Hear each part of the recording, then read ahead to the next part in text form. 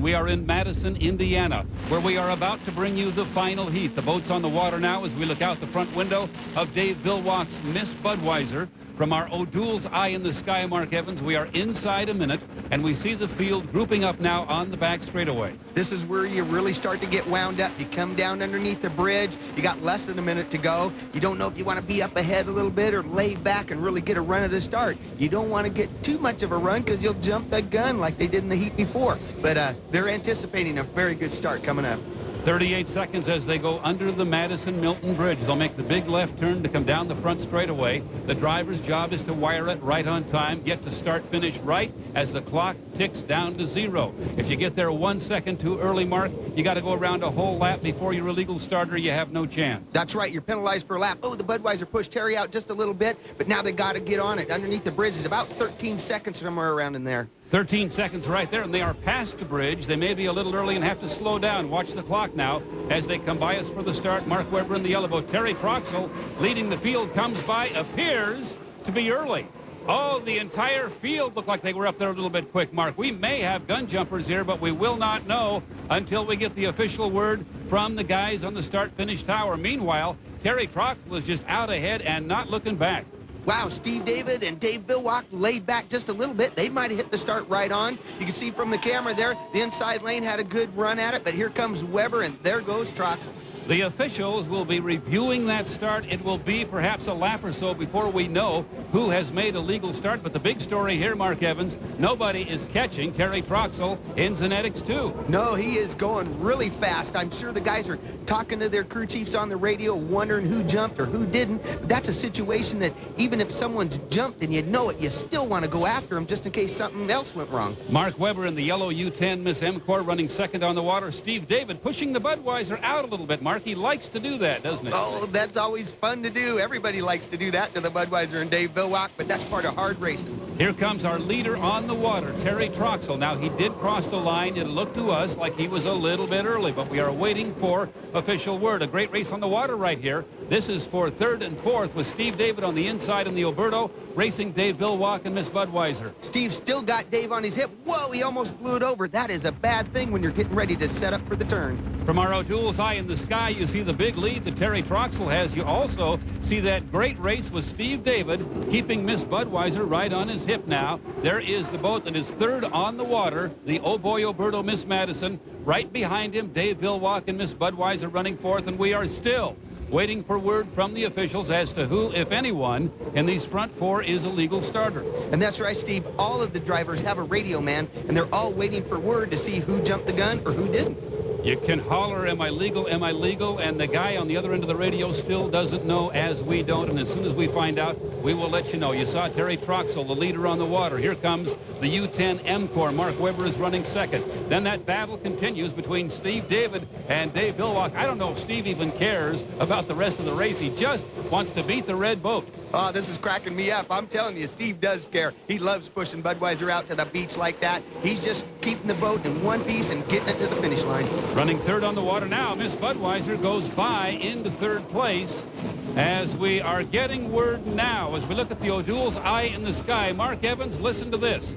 The first legal starter was Steve David in the Miss Madison Oh Boy Oberto. There is your leader, and the boat beside him, Dave Villwock. You can hear the crowd now as they get the word, and the entire city of Madison is going crazy. No way. I can't believe this. Steve David, if he's got the word on that, he is going to go crazy. They haven't won a race here in 30 years. The crowd's going to go nuts if that's really the case. Now, Steve David has to get some information from his crew. He will find out that he doesn't have to worry about Miss Budweiser off to his right. The two boats ahead of him are actually a lap behind. He needs to be concerned about Greg Hopp in the Zenetics. He was the trailer boat. He's somewhere about a rooster tail back mark, and the only guy that Steve David has to worry about. And I'm here to tell you that is one team that you do need to worry about. Fred Leland and the guys build a great rough water boat, and Greg can make it through the turns just fantastic. So he will gain on a team that's running even as fast as they think they can run.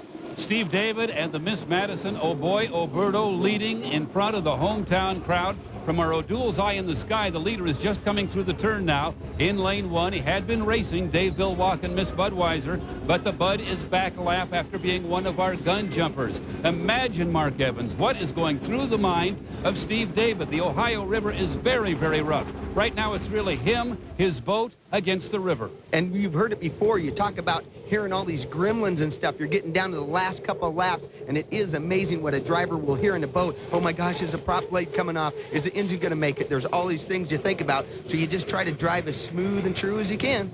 Terry Troxell in the Zenetics 2 and Mark Webber in the M-Corps way out ahead of the field, followed by Dave Villwalk.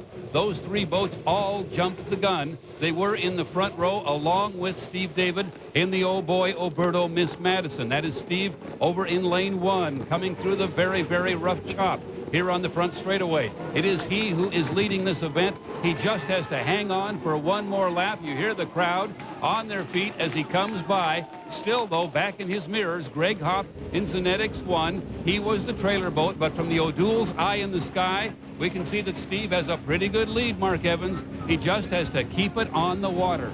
Okay, well, now we've got the video of the start of the race when the boats came flying across a little too early. 4-3. See, two boats went across. There went the Budweiser. Steve David hits it right on the mark there. That's why he's our leader. This boat, Terry Troxell, Zenetics 2, very, very early, almost 3 seconds out there, Mark. You have to wonder if maybe he wasn't trying to pull the field across and give his teammate Greg Hopp a shot from the trailer position. That's right. Terry's been accused of doing that before, and it is kind of fun. I've done it myself. You just go up there and barrel across and pull the rest of them with you and let somebody else win. And the strategy would have worked, but this guy, the veteran out of Lighthouse Point, Florida, Steve David, in the hometown boat, the Miss Madison, Oh Boy Oberto, would not be snookered. He put his green nose right on the start line at 0-0. He's going to take the checkered flag, Mark Evans. Look at the flaps are up. He's keeping it on the water, making sure he doesn't do anything stupid. Just get to that finish line. I can't believe these guys are going to win. 30 years since history was made here. The hometown boat winning the race in Madison. It has happened again. The crowd is going absolutely nuts, and imagine how Steve David feels bringing home here in Madison, Indiana, where moments ago Steve David parked the Miss Madison Oh Boy Oberto after an incredible victory. He's meeting the press. Let's listen in. These folks for 30 years have deserved to win. When I raced against this boat, I always knew it was a winner, and the team is just awesome. They brought me in like family. Me and Sabrina just felt like part of this family right away, and you just got to give your heart to people like that. You know, it's like give your heart to God, you give your heart to this team. It's the same thing. Talk about the ride out there today. Oh, the boat was awesome, but the competitors I was racing against were great too. I mean, they all drove their hearts out. Just today was our day, but they're all great, and there's going to be some other winners this year too. We've got a couple that jumped the gun. So. Yeah, a couple of them jumped the gun, and, you know, because you're just your own edge. Everybody's doing their best, and thankfully we didn't today. I think there was 3 of them jumped the gun. They've been waiting for this, you know. You're like team here. No, I mean, I'm their servant, and today I was a good servant. Steve